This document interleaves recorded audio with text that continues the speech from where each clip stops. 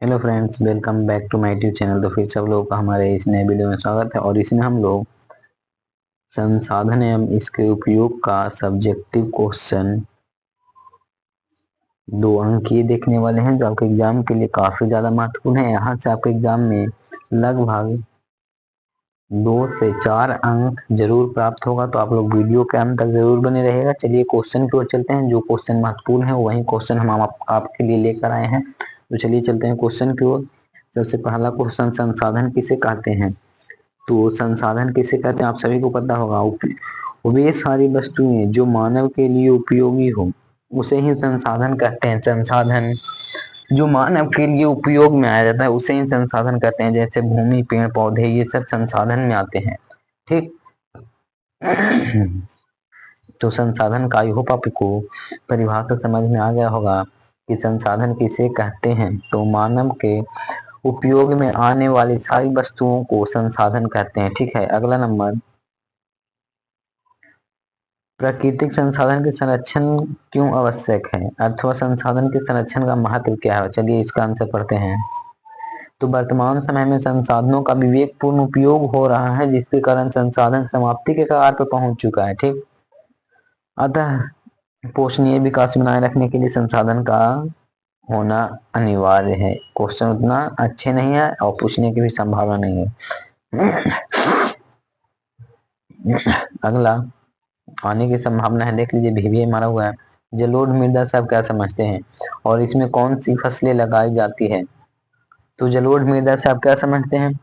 नदी के जल द्वारा बहा कर लाई गई मृदा को जलोढ़ मृदा कहते हैं।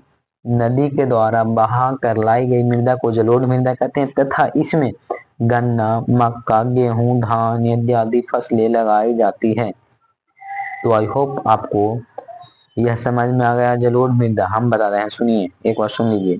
जलोढ़ मृदा से आप क्या समझते हैं और इसमें कौन सी फसल लगाई जाती है? सुनिएगा इसका आंसर।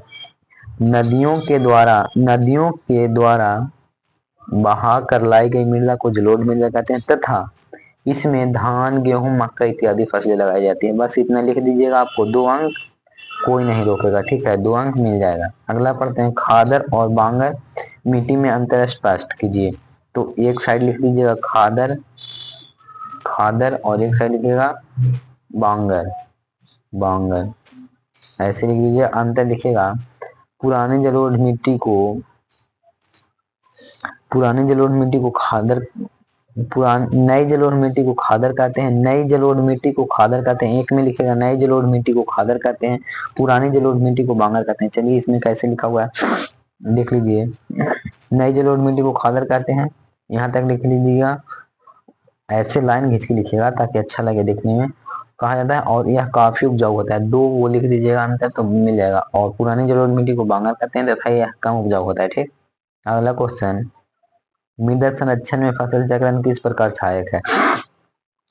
तो आप सभी को पता होगा कि जब हम बार बार धान लगाएं, फिर गेहूं लगा दें, फिर धान लगाएंगे, तो उर्वरक क्षमता थोड़ा सा कम जाता है। इसलिए वहां पे दलहन फसल लगा दीजिए। जैसे अभी धान कटा है तो सरसों सरसों का प्रयोग कर दीजिए जहां से धान कटना है। इसलिए वहां नाइट्रोजन, मिट्टी में नाइट्रोजन की क्षमता बढ़ जाएगा और वह और अधिक उपजाऊ होगा। तो आप वहां पे गेहूं लगाइएगा तो काफी अधिक फसल होगा। इसलिए चलिए पढ़ते हैं कि आंसर इसका, फसल चक्रण में 2 खाद्य पदार्थों के बीच एक दलहन पौधा लगाया जाता है। ठीक है, जिसमें नाइट्रोजन की मात्रा बनी रहती है। अभी तुरंत बताएं, जिससे मृदा का संरक्षण होता है और इस प्रकार फसल चक्रण मृदा संरक्षण में सहायक है। जैसे बोले वैसे आप लिख दीजिएगा, तो आपको 2 अंक मिल जाएगा। आने की संभावना है 60 से 80%। ठीक। नदी घाटी परियोजना के 2 लाभ लिखे। तो नदी घाटी परियोजना के हम बहुत सारे लाभ बता सकते हैं। तो इसका आंसर लिखेगा, नदी घाटी परियोजना के 2 लाभ निम्न है। तो बाढ़ नियंत्रण, मत्स्य पालन, पेयजल, पर्यटन, विद्युत उत्पादन, ये सब सभी के लिए। ठीक। अगला है, भारत के नदियां का प्रमुख प्रदूषण के कारण बताइए। तो भारत के नदियां का प्रदूषण के कारण आप सभी को पता है कि कल कारखाने, पहला कारण है काल कारखाने में अपशिष्ट नदियों का बह जाना। ठीक। उसके बाद नदी में कूड़ा कचरा फेंक देना। जैसे आप लोग तो समझदार हैं, तो आप लोग ऐसा मत कीजिएगा। कूड़ा कचरा को जल में मत डाल दीजिएगा नली में कि और वह गंदा हो सके। तीसरा कारण है मृत यानी मरे हुए जीव जंतुओं को नदी में फेंक देने से प्रदूषित हो जाता है जल, ठीक है। और उसी को अगर जल वाले जीव जैसे मछली ये सब रहती है जल में तो वह दूषित होकर फिर वह मर जाती है, ठीक है। इसलिए आप लोग कचरा मत फेंकिए कहाँ, जल में। अगला नंबर है जल संसाधन में क्या उपयोग है। जल संसाधन का प्रयोग बताइए। तो जल संसाधन के निम्न उपयोग है पेयजल, मत्स्य पालन, विद्युत उत्पादन, बाढ़ नियंत्रण। वही क्वेश्चन है। नदी घाटी परियोजना का मुख्य उद्देश्य क्या है। तो नदी घाटी परियोजना का मुख्य उद्देश्य निम्न है। पहला, सिंचाई की व्यवस्था, मत्स्य पालन, पेयजल की आपूर्ति, बाढ़ नियंत्रण। ये सब किस में आएगा, नदी घाटी परियोजना का उद्देश्य है, ठीक है। देख लीजिएगा, क्वेश्चन इंपॉर्टेंट है। अगला, चिपको आंदोलन क्या है, सबसे महत्वपूर्ण क्वेश्चन। तो चिपको आंदोलन की शुरुआत 1972 ईस्वी में उत्तराखंड के गढ़वाल जिले में हुआ था। इस आंदोलन के नेता सुंदरलाल बहुगुणा जी थे। इस आंदोलन स्थानीय लोग द्वारा पेड़ से चिपक कर पेड़ को काटने से बचाया जाता था, ठीक है। यही था कौन सा आंदोलन, तो चिपको आंदोलन था कि पेड़ से चिपक कर पेड़ को काटने से बचाया जाता। कहाँ, उत्तराखंड के गढ़वाल जिले में। कब, 1972 से। चलिए इसका आंसर हम बोलते हैं खुद। चिपको आंदोलन क्या है, तो सुनिएगा इसका आंसर।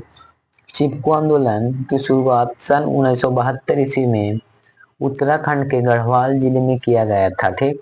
इतना लिख दीजिएगा। उसके बाद वहां के मुख्य प्रेरक व्यक्ति सुंदरलाल बहुगुणा जी थे और इसका मुख्य उद्देश्य था कि वहां के स्थानीय लोग पेड़ से चिपक कर पेड़ को काटने से बचाते थे। यही था चिपको आंदोलन, ठीक। अगला, खनिज किसे कहते हैं।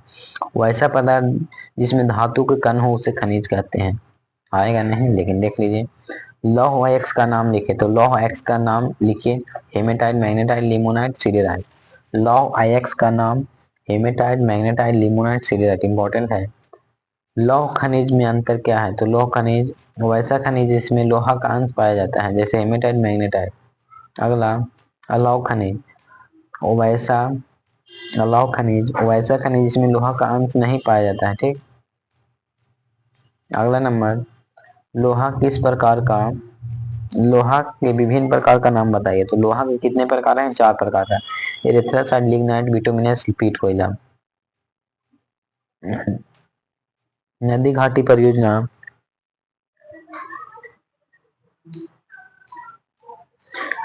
नदी घाटी परियोजना को बहुउद्देशीय परियोजना कहा जाता है, क्यों। सॉरी। तो नदी घाटी परियोजना को बहुउद्देशीय परियोजना कहा जाता है क्यों। चलिए इसका आंसर सुनिए। नदी घाटी परियोजना के नदी घाटी परियोजना में बहुत सारे उद्देश्य होते हैं, इसलिए इसे बहुउद्देशीय परियोजना कहा जाता है, क्योंकि उसमें बहुत सारे उद्देश्य होते हैं, ठीक है। अगला क्वेश्चन, पवन अपवर्जक क्षेत्र में कृषि कौन सी पद्धति अपनाई जाती है। नहीं पूछेगा, कभी ना पूछा ना पूछेगा। तो यहीं तक था। तो आई होप आपको पसंद आया होगा, तो लाइक कर दीजिएगा और चैनल पे नए हैं तो सब्सक्राइब कीजिएगा। फिर मिलते हैं नेक्स्ट वीडियो में। Thanks for watching. और अपने दोस्तों के पास भी शेयर कीजिएगा।